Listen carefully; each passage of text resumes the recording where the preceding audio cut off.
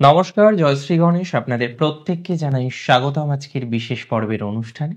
আজকে মূলত আমরা আলোচনা করব কুম্ভ রাশির সাড়েসাতি নিয়ে। আপনারা জানেন যে কুম্ভ রাশির সাড়েসাতি চলছে 29 এপ্রিল 2022 থেকে দ্বিতীয় পর্যায়ের সাড়েসাতি শুরু হয় এবং তৃতীয় পর্যায়ের সাড়েসাতি শুরু হবে ঠিক 29 মার্চ 2025 পর থেকে। কতদিন চলবে? 3রা জুন 2027 পর্যন্ত সাড়েসাতির কন্টিনিউয়েশন আমরা কিন্তু লক্ষ্য করতে পারব। কতটা ভালো হবে বা খারাপ হবে এটাই মূল কথা। দেখুন, প্রথমে আপনাদের জানাই সাড়েসাতির 3টে পার্ট থাকে, প্রথম, দ্বিতীয়, তৃতীয়। দুটো অধ্যায়, দুটো পার্ট প্রায় আপনারা অতিক্রম করেই ফেললেন। তৃতীয় অধ্যায়ে জাস্ট প্রবেশ করতে চলেছে।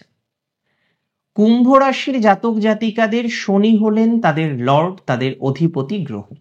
তবে তার মানে এই নয় যে সাড়েসাতিতে আপনাদের জীবনচক্রে প্রভাব আসে না। ম্যাক্সিমাম ক্ষেত্রে দেখা যায় সাড়েসাতিতে প্রভাব আসে। কম হোক বেশি হোক, প্রভাব তো নিশ্চিতভাবেই আসে। সুতরাং কুম্ভ রাশির জাতক জাতিকাদের ক্ষেত্রেও সাড়েসাতির যে প্রভাব আসবে সেটি নিয়ে নিশ্চয়ই কোনো ডাউট থাকতে পারে না। কিন্তু তৃতীয় পর্যায়ের সাড়েসাতি কি কিছুটা রিলিফ দিতে পারে, কিছুটা রিল্যাক্সেশন দিতে পারে? তাহলে ছোট্ট একটা কথা আপনাদের সাথে শেয়ার করি। প্রায় 5 বছর সাড়েসাতির আওতায় রয়েছেন। ভালো প্রভাব, খারাপ প্রভাব অনেকই এসছে। অনেকের ক্ষেত্রে চাকরি হয়েছে, অনেকের চাকরি চলে গেছে। অনেকের বিবাহ হয়েছে, অনেকের বিবাহ বিচ্ছেদ হয়েছে। অনেকের ক্ষেত্রে সন্তান রিলেটেড হিউজ পজিটিভ ফলাফল পেয়েছেন, অনেকের ক্ষেত্রেই হিউজ পজিটিভ ফলাফল পাননি। এই রকম ঘটনাগুলির মধ্যে দিয়ে কন্টিনিউ করতে হচ্ছে। প্রচুর টেনশন ছিল, আর্থিক ক্ষেত্রে ক্রাঞ্চের জায়গা এসেছে। যখন সাড়েসাতির প্রথম পর্যায়ে সেই 2022 এপ্রিলের আগে থেকে যে সিচুয়েশন আপনি পেলেন 2020 সালের জানুয়ারির পর থেকে, আপনারা কি লক্ষ্য করলেন যে না, মানসিক চাপ আছে, প্রচুর পরিমাণে আর্থিক ডিস্টারবেন্সের জায়গা আসলো, বিভিন্ন রকমের সমস্যা লক্ষ্য করলেন। তারপরে আপনি দেখলেন না শনি রাশিতে আসলো, মেন্টাল প্রেশার দিল প্রচুর পরিমাণে। যতটা না আর্থিক সমস্যা, যতটা না প্র্যাকটিক্যাল সমস্যা, তার থেকে বেশি আপনার জীবনচক্রে কিন্তু আসলো মানসিক চাপ, মানসিক প্রেশার। আমি মানসিক সমস্যা বলছি না, মানসিক প্রেশার, মানসিক চাপ প্রচুর প্রচুর প্রচুর কিন্তু আপনাদের জীবনচক্রকে কানেক্ট করে চলতে থাকলো। আজকে যদি আপনি আমায় প্রশ্ন করেন যে দাদা মানসিক চাপ আছে, মানসিক চাপ আছে, এই মানসিক চাপ কি পূর্ণাঙ্গ মিটে যাবে না সেম সিচুয়েশনের কন্টিনিউয়েশন হবে? আমি খুব দায়িত্ব নিয়ে আপনাকে বলতে চাই, মানসিক চাপ পূর্ণাঙ্গ মিটে যাবে না। বর্তমান যে পরিস্থিতি আছে অনেকটাই তেমন পরিস্থিতির কন্টিনিউয়েশন থাকতে পারে। অন্ততপক্ষে কিছুটা পজিটিভিটির আশা প্রত্যাশা রাখা যায়। পূর্ণাঙ্গ মানসিক প্রেশার কমে যাওয়ার আশা এই মুহূর্তে রাখতে পারছি না। তৃতীয় পর্যায়ের যখন সাড়েসাতি শুরু হবে, বেশ কিছু তামিল টেক্সট বা সংস্কৃত টেক্সট যদি আমরা ফলো করি, গোচরের জন্য বিভিন্ন ডেডিকেটেড পুস্তক আছে, সেগুলো যদি আমরা ফলো করি, তাহলে এটা কিন্তু বোঝা যায় যে কুম্ভর তৃতীয় পর্যায়ের সাড়েসাতিটা অতটা নেগেটিভ নয়। সুতরাং সেখানে গিয়ে পরিস্থিতি যে এক্সট্রিম কোনো নেগেটিভ দিকে যাবে না সেটি তো শিওর।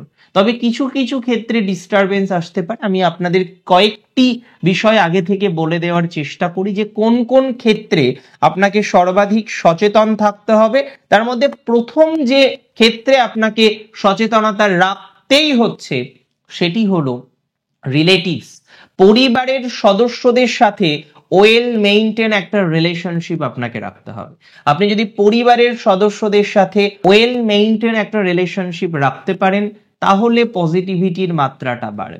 পরিবারের সদস্যদের সাথে যত বেশি ভালো সম্পর্ক, ওয়েল মেইনটেন রিলেশনশিপ রাখতে পারবেন তত বেটার। কারণ এই সময়ে দেখা যায় পারিবারিক কিছু মানুষদের সাথে, কিছু স্বজনদের সাথে সম্পর্কের হানি হওয়ার একটা প্রবণতা থাকে। তাই আমাদের কি উচিত হবে যে তাদের সাথে যাতে সম্পর্ক হানি না হয় সেই বিষয়ে যথেষ্ট পরিমাণে খেয়াল রাখতে। আর আমি জানি আপনারা রাখবেন, আপনারা খেয়াল রেখে বিষয়টিকে নিয়ন্ত্রণও করতে পারবেন। দ্বিতীয় যে বিষয় মাথায় রাখতে হবে, দেখুন কিছু আর্থিক ক্ষেত্রে কিন্তু চাপ আসতে পারে।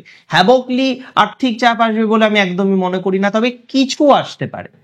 তো সেই বিষয়েও খেয়াল রাখার কিন্তু চেষ্টা করতে হবে এবং অবশ্যই খেয়াল রাখতে হবে যে আপনি কাউকে বচন দিয়ে সেই বচন যেন কোনোভাবেই উপেক্ষা না করেন। মানে কমিটমেন্ট আপনি দিলেন যে তোমার এই কাজটা আমি করে দেব, কিন্তু সেই কাজটা যেন কমপ্লিট করে দেন, এই মেন্টালিটি রাখতে হবে। মানে বচন দিয়ে কমিটমেন্ট কিন্তু না রাখবো, এই মেন্টালিটি যদি থাকে তাহলে কিন্তু সমস্যা বাড়বে। আমি মনে করি না এক্সট্রিম নেগেটিভ কিছু আছে, তবে রাশিতে রাহুর উপস্থিতি 18ই মের পরে মানসিক চিন্তাকে কিন্তু বাড়াতে পারে।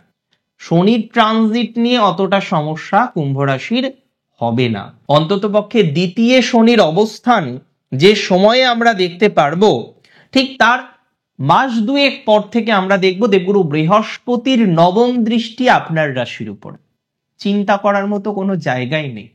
দেবগুরু বৃহস্পতি আপনার রাশির পঞ্চমে থেকে তার নবমতম দৃষ্টি আপনার রাশিতে দেবে। That will be a great great great combination, যার প্রভাবে আপনি লক্ষ্য করতে পারবেন সাড়ে সাতির তৃতীয় পর্যায়ে এক্সট্রিম নেগেটিভিটি অন্তত কুম্ভ রাশির ক্ষেত্রে আসবে না। তবে কিছু কিছু বিষয় আপনি ফলো করতে পারেন, যেমন এই সময়ে যখন সাড়ে সাতি চলবে, সাতমুখী রুদ্রাক্ষ আপনি একটি ধারণ করতে পারেন। দ্বিতীয়ত, প্রত্যহ আপনার মায়ের চরণে, মানে আপনার মায়ের পায়ে তিলের তেলের একটা মালিশ করে দেওয়া বা তিলের তেল একটু প্রদান করা, সেটি কিন্তু খুব শুভ বার্তা নিয়ে আসতে পারে। বেসিক্যালি শনি মহারাজ তার মাকে অসম্ভব ভালোবাসতেন, যে কারণে আপনি দেখবেন যখন শনির প্রণাম মন্ত্র আমরা জপ করার চেষ্টা করি, সেখানেও কিন্তু সেই বিষয়টি ফুটে উঠেছে, ছায়া গর্ভ সম্ভূতং। তার মানে সিগনিফিকেন্টলি তার মায়ের প্রতি তার অকৃত্রিম ভালোবাসা, এবং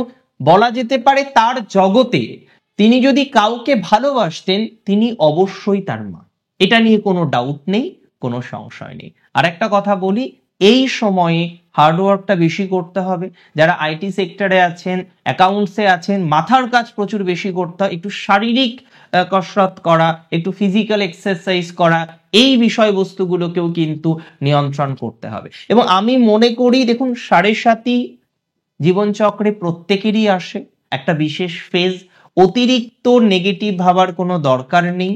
যারা শেয়ার মার্কেটে আছেন, পড়াশোনা করে কন্টিনিউ করেন, তারা কন্টিনিউ করুন। তবে যারা লটারির সাথে যুক্ত এবং বারংবার মনে করেন যে সাড়ে সাতি শনি মহারাজ যাওয়ার সময় কিছু বেটার দিয়ে যেতে পারে, অন্তত লটারির ক্ষেত্রে ইউজুয়ালি দেয় না বা দেওয়ার সম্ভাবনাটা কম থাকে। বার্থ চার্ট রিপ্রেজেন্ট করলে যে কোনো ঘটনাই ঘটতে পারে, কিন্তু শুধুমাত্র শনির সাড়ে সাতির উপরে বেস্ট করে এই বিষয়টিকে ভাবা যাবে না।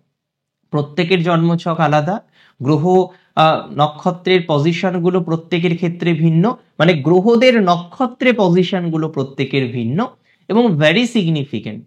আমাদের কিন্তু অনেক ব্রড অ্যাঙ্গেলে ভাবতে হবে। অনেক ভালো থাকুন আপনারা, সুস্থ থাকুন, সাড়ে সাতি নিয়ে একদম চিন্তামুক্ত থাকুন। ঈশ্বরের কৃপায় আমরা সময়টিকে সুন্দরভাবে পার করব। শেষ করছি এখানেই। জয় শ্রী গণেশ।